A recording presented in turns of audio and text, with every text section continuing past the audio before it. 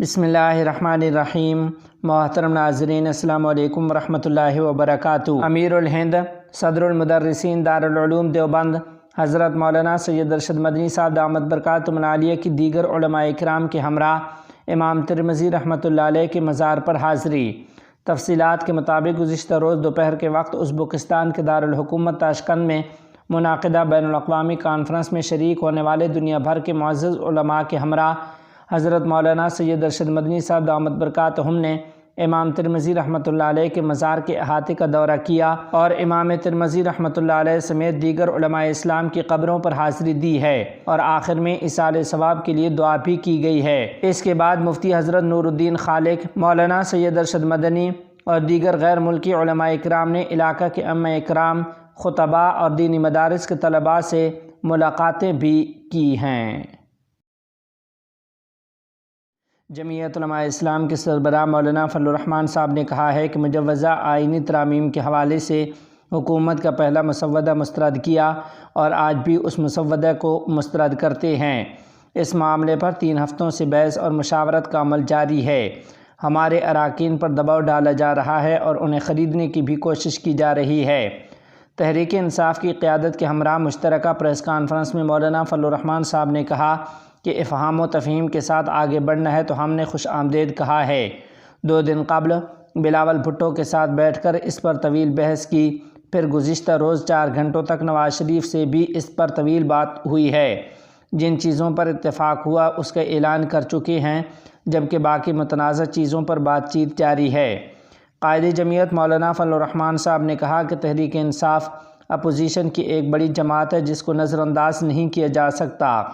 آئینی ترمیم کے معاملے پر پی ٹی آئی کا رویہ مثبت ہے اور وہ ہر مثبت چیز کو خوش آمدید کہہ رہی ہے اور اس معاملے پر مشاورت کا سلسلہ جاری رہے گا۔ انہوں نے کہا کہ آئینی ترمیم کے معاملے پر سیاسی جماعتوں کے ساتھ بار کونسلز اور پاکستان بار کونسل کی نمائندگی بھی ہونی چاہیے۔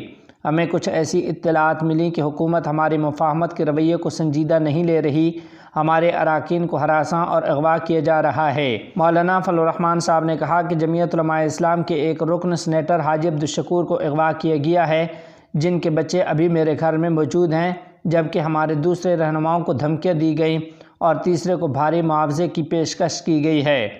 مولانا فضل الرحمان صاحب نے کہا کہ اختر مینگل کی جماعت کے رکن کے ساتھ بھی واقعہ پیش آیا۔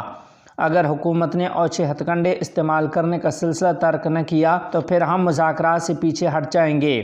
اگر حکومت دلیل سے بات کرے گی تو ہم دلیل سے جواب دیں گے، اور اگر آپ نے بدمعاشی کی تو پھر ہمیں بھی بدمعاشی کا راستہ اختیار کرنا پڑے گا۔ مولانا فضل الرحمان صاحب کا کہنا تھا کہ اگر صبح تک اراکین کو اغوا، ہراساں اور خریدنے کا سلسلہ ترک نہ کیا گیا تو پھر حکومت یاد رکھے کہ ہم بہت سخت رویہ اختیار کریں گے۔ ہمارے خلوص، سنجیدگی اور نیک نیتی کا مذاق بنایا جا رہا ہے۔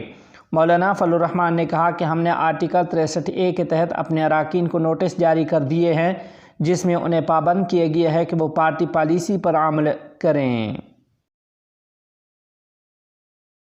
حامیم الف سین کے سیاسی ونگ کے سربراہ شیخ ابو ابراہیم رحمۃ اللہ علیہ شہید ہو گئے۔ تفصیلات کے مطابق اسرائیلی میڈیا نے دعویٰ کیا ہے کہ حامیم الف سین کے سیاسی ونگ کے سربراہ شیخ ابو ابراہیم یحییٰ رحمۃ اللہ علیہ کو گزشتہ روز شہید کر دیا گیا ہے۔ حامیم الف سین کے سیاسی ونگ کے سربراہ شیخ ابو ابراہیم یحییٰ رحمۃ اللہ علیہ ایک سخت اور پرعزم بہادر شخصیت کے مالک تھے، جو ناجائز ریاست کے خلاف پاک سرزمین سے اٹھائی گئی تحریک میں نمایاں کردار ادا کرتے رہے۔ آپ رحمۃ اللہ علیہ 19 اکتوبر 1962 عیسوی کو خان یونس کے ایک کیمپ میں پیدا ہوئے۔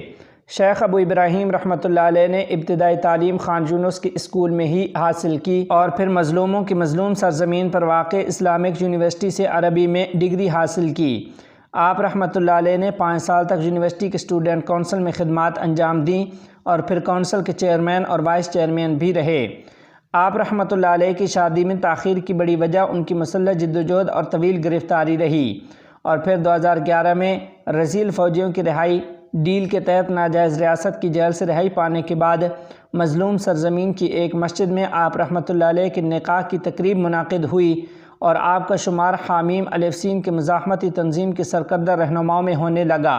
حامیم الف سین کے سربراہ کی جوانی 1980 عیسوی کی دہائی کے ابتدائی سالوں میں گزری، جو مقدس زمین کی آزادی کے لیے ایک اہم دور سمجھا جاتا ہے۔ شیخ یحییٰ رحمۃ اللہ علیہ نے حامیم الف سین کے بانی شیخ یاسین رحمۃ اللہ علیہ کی رہنمائی میں 1980 عیسوی کی دہائی میں حامیم الف سین میں شمولیت اختیار کی۔ وہ جلد ہی تنظیم کے اندرونی سیکورٹی یونٹ کے سربراہ بن گئے۔ یہ یونٹ ناجائز ریاست کے حکام کے لیے جاسوسی کرنے والوں کی نشاندہی کرنے اور سزا دینے کے لیے ذمہ دار تھا۔ آپ کے اس کردار نے آپ کو ایک سخت گیر اور غیر مصالحانہ شخصیت کے طور پر متعارف کروایا۔ شیخ ابو ابراہیم رحمہ اللہ کو 1988 عیسوی میں ناجائز ریاست نے گرفتار کیا اور متعدد قتل کے الزامات میں انہیں عمر قید کی سزا سنائی گئی۔ آپ نے ناجائز ریاست کی جیلوں میں تقریباً 22 سے 23 برس گزارے، جہاں آپ کے نظریات اور آپ کی عسکری صلاحیتوں میں مزید پختگی آئی۔ آپ رحمۃ اللہ علیہ کو 2011 میں ایک ناجائز ریاست کے فوجی گلاد شالید کے بدلے 1000 سے زائد مقدس سرزمین کے باسی قیدیوں کے ساتھ رہا کیا گیا۔ یہ رہائی آپ کو حامیم الف سین کے اندر ایک مضبوط مقام دلوانے کا سبب بھی بنی۔ رہائی کے بعد شیخ یحییٰ رحمۃ اللہ علیہ نے تیزی سے حامیم الف سین میں اپنی پوزیشن مضبوط کی۔ 2017 میں آپ کو حامیم الف سین کی غزہ پٹی کے لیے سیاسی دفتر کا سربراہ منتخب کیا گیا۔ آپ کے اس عہدے نے آپ کو حامیم الف سین کے عسکری اور سیاسی ونگز کے درمیان ایک رابطے کا کردار ادا کرنے کا موقع فراہم کیا۔ حضرت شیخ یحییٰ رحمۃ اللہ علیہ کو حامیم الف سین کی حکمت عملی میں ایک کلیدی کردار ادا کرنے والا رہنما مانا جاتا تھا۔ خصوصاً ناجائز ریاست کے ساتھ تعلقات اور مسلح جدوجہد کے حوالے سے آپ کے فیصلے اکثر سخت گیر ہوتے تھے اور آپ کسی بھی قسم کے مذاکرات یا سمجھوتے کے حامی نہیں سمجھے جاتے تھے۔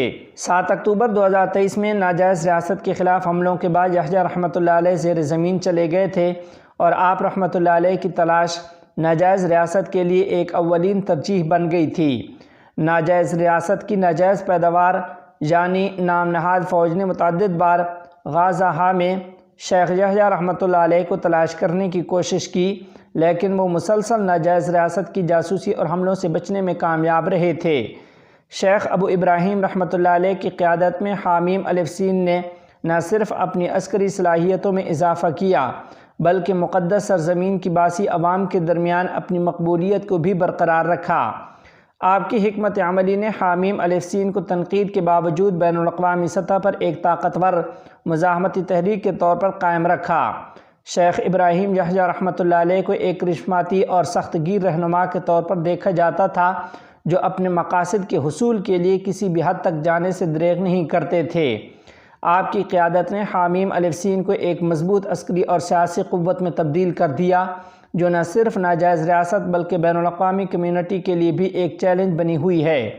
مقدس سرزمین میں جاری حالیہ جنگ کے ابتدائی 3 ہفتوں کے بعد شیخ یحییٰ رحمۃ اللہ علیہ نے ناجائز ریاست کو پیشکش کی تھی کہ یرغمال بنائے گئے تمام ناجائز خسروں کے بدلے قید بنائے گئے تمام باوقار و باہمت مجاہدین کو رہا کر دیا جائے، لیکن خسرے نیتنیاہو نے حامیم الف سین کی اس پیشکش کو قبول کرنے سے انکار کرتے ہوئے زمینی کارروائی کا فیصلہ کیا، جس کا نقصان اس خسرے کو مزید ہجڑے، فوجیوں کی ہلاکت اور فوجی گاڑیوں کی تباہی کی صورت میں برداشت کرنا پڑا۔